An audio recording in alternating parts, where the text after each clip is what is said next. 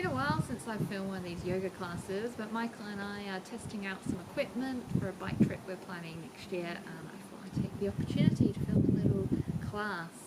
Now this class is a bit different. It's going to have a little bit of a bat theme to it, hence the t-shirt I'm wearing. And that's because in August this year I'm running a marathon on Christmas Island, and it's part of a fundraiser in honour of the 15 years since the Christmas Island Pipistrelle Bat went extinct. So I'll leave a link to that in the comments below and it'll give a bit more information, but I thought I would make this class slightly bat themed and give you a few bat facts throughout. So we'll start in a seated position, so when you're ready, coming down to a comfortable seat, maybe with your legs crossed, maybe your legs out in front, or if you like you can come onto your shins. And we'll start by just bringing our hands onto our knees and then just rolling the shoulders up and down, and just doing that a few times, starting to loosen up the neck and the upper back. And once you've done that a few times, and then to continue to loosen up the neck, we're just going to send the gaze out over the right and then back to center, and send the gaze over towards the left and then back to center, and then bringing the chin towards the chest, and we'll just start to rock the head side to side gently, starting to release any tension in the neck.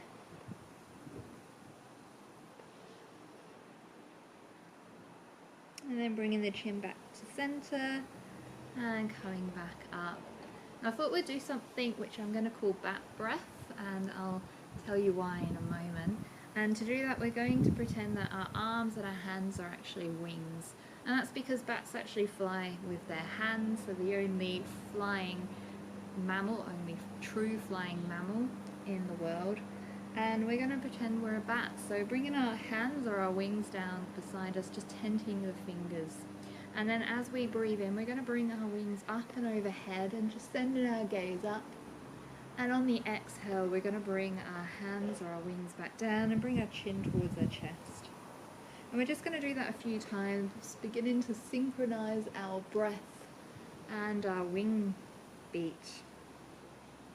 And the reason we're doing this is not only is it really great for like a calming kind of movement, it's exactly what bats do when they fly. So they synchronize their breath and their wing beat, only they're doing it a lot faster than what we're doing right now. Just doing that 2 more times. Making this your last, so bringing the arms up, sending the gaze up, and then exhale, bringing the arms back down, and maybe rolling out the shoulders a little bit again. Now bringing the arms back up overhead, but this time we'll be taking the right hand to the left knee and the left hand out behind, and then just sending the gaze over the left shoulder. Taking a few deep breaths into the belly here. Then inhale, bringing both arms back up and overhead, and exhale, taking it to the opposite side, sending the gaze out over the shoulder, and again breathing into the belly. Inhale, both arms up and overhead, and exhale, bringing the arms down.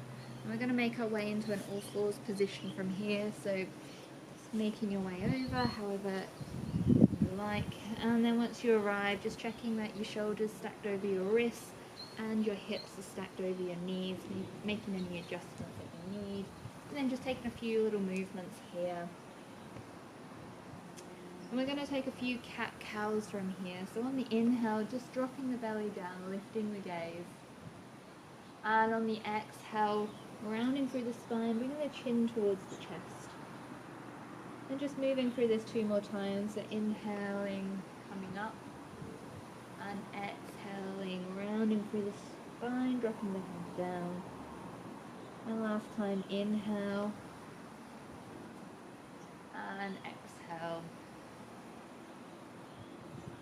And then coming back to your neutral tabletop position.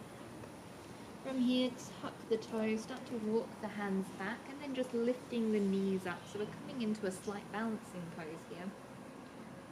And then either you can keep the hands on the floor for support, or you can bring the hands to prayer position. Seeing whether you can hold it here. And on the exhale, bringing the hands back down and start to straighten those legs.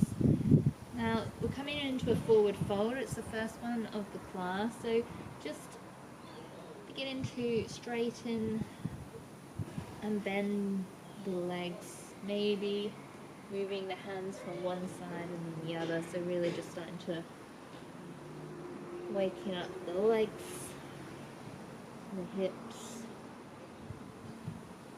and then coming to center. We'll bring the hands to the shins, lifting up for a flat back position, and then exhale, coming back down to your forward fold, and then inhale, starting to rise up, slowly rolling the shoulders down once you arrive to a standing position. And from here, we're going to take a couple of balancing poses. We're going to move into a pose called tree pose, and we'll start with the left leg on the floor. So just starting to ground through that left leg, bringing the hands to the hips to help us with the balance. We can hold onto a wall if you've got a wall nearby. And then starting to bring the right leg out in front, just so the knee is bent at a 45-degree angle. And then from here, either taking the heel to just above the ankle, the calf, or bringing it to the inner thigh. And you can stay with your hands on your hips, or maybe bringing the hands to prayer in front of the chest, or maybe bringing the arms up and overhead, so they're kind of like branches of a tree. And you can even take a mudra here, so maybe bringing the thumb and the ring finger together. And just taking a few deep breaths here. So many people don't realize that bats provide us with lots of different benefits, and one of the benefits is seed dispersal. And seed dispersal is really important, especially in like our forest environments, like tropical rainforests, for example.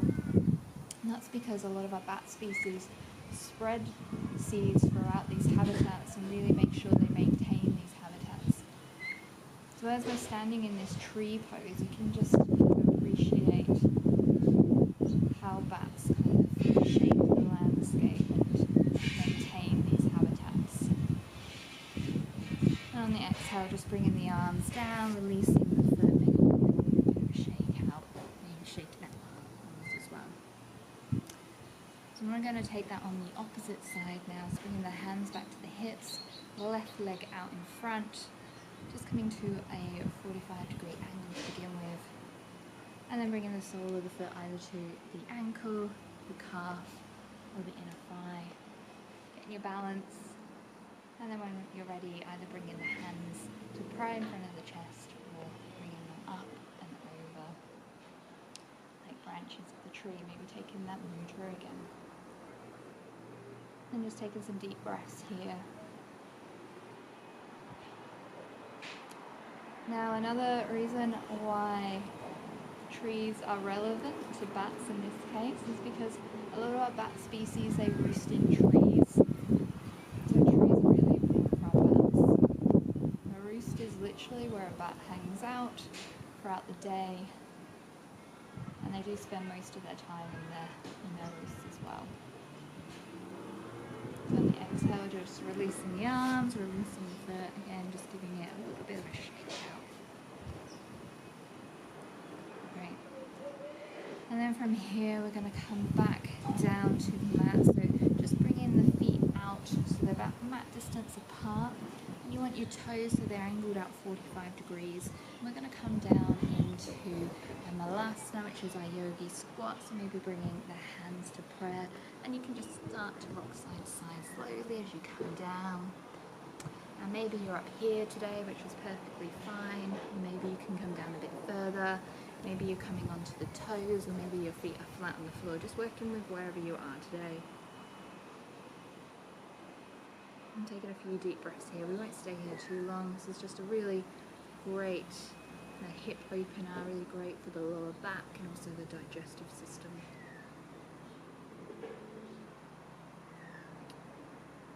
And then just coming up, back into a forward fold, just giving it a little bit of a shake out.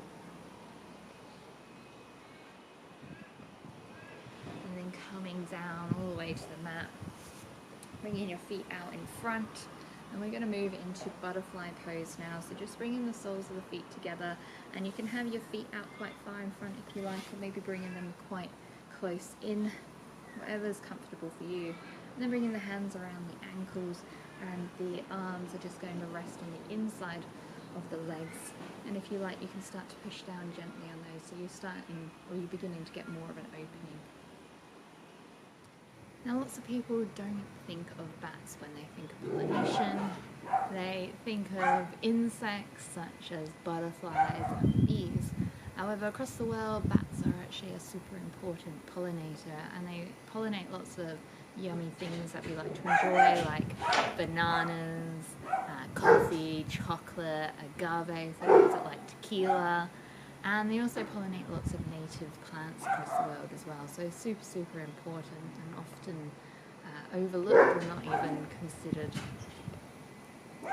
So now when you're ready, just drawing your knees up, and we'll just kind of rock the knees side to side. You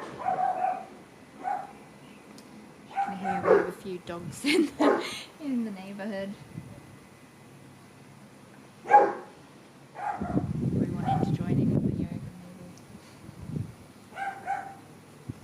And then bring in the soles of the feet to the floor, arms out in front, palms facing each other. And we're just going to make our way down onto our back, so engaging the core and seeing whether you can roll down with control. Bringing the arms up and overhead, extending the legs out long, just taking a full body stretch here, taking a deep inhale. And exhale, let it go, bringing the arms down by your side. And I've got one more pose for you. And this is going to be called dead bug pose. So just bringing the left leg up, so the sole of the foot is towards the floor or the ceiling or the sky, and then bringing the right leg up as well. And start to draw that navel in. So if you start to feel your back lifting, it will just come down, bring the soles of the feet to the floor, and then maybe reset and try again. Use a little bit of a core exercise here. But it's also great for getting that lymph moving through the body. Now you can stay here, or you can bring your arms up as well. So this is our dead bug pose.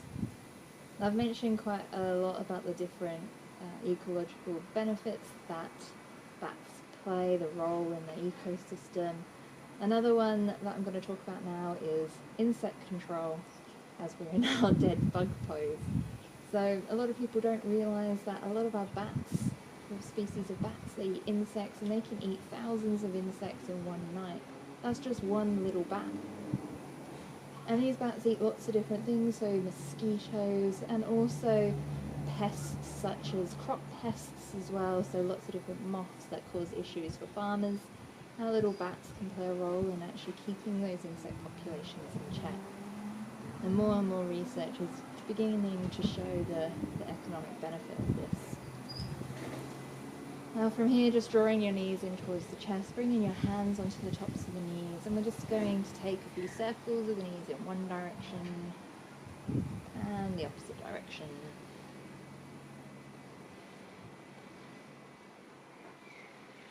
And now moving into our Shavasana pose, our final resting pose, bringing the legs out long, arms down by the side, palms facing up.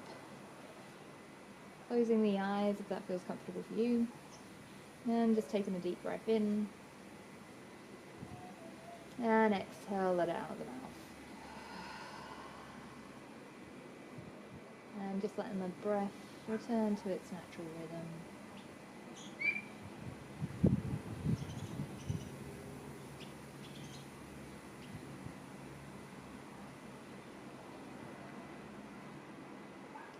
Staying in this Shavasana for as long as you like. And if you're ready, you can start to move the hands, the feet, maybe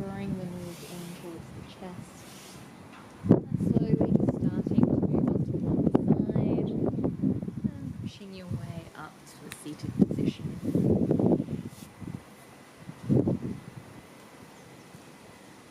Now that's bringing us to the end of the class today. I hope you enjoyed it. It's great to be back teaching some yoga again, and I'd love to hear what you thought of the kind of bat themed yoga.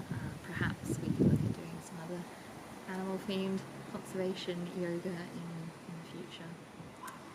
Enjoy the rest of your day, and thank you for practicing.